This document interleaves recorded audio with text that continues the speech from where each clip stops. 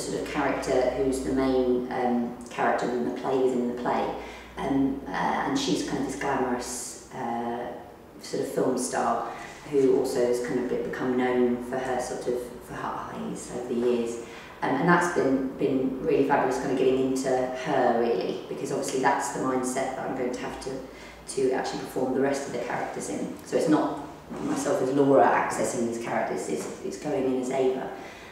So that's been really interesting. It's the first time I've ever done that, so it's a whole kind of new experience. It's really making sure that she's firm before I can move forward and tackle the rest of the characters. Right, Tales, outside the Northumberland Hotel. Are you where you were? What's interesting about this project is that people will be able to see into our world. That it's very voyeuristic and we're letting them in, and they're going to see how all the magic happens.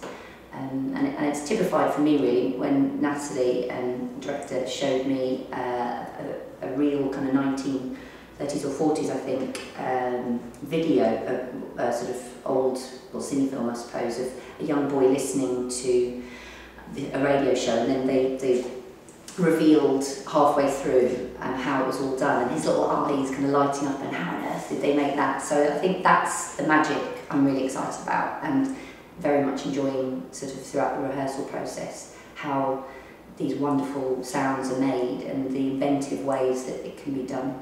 Tell me his name. Left Tails, Sherlock Holmes. He said his name was Sherlock Holmes. I think it's going to it's opening up to a whole younger generation of people who would like to see how these things work as well.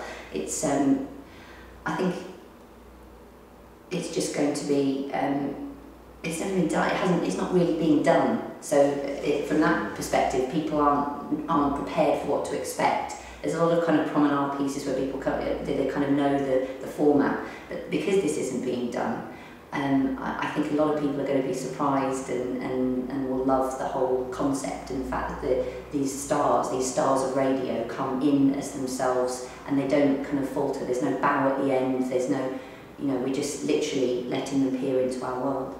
And I think as well the face mask, the sort of blind masks as well for some people, I think that's quite unique, and that's something that isn't an option for a lot of people. We don't often allow ourselves the luxury and the indulgence to focus on sound, and often when we're doing a piece of radio, you're encouraged to close your eyes to really hear the magic and hear things happening, and when you do close your eyes, you really hear if you don't believe something.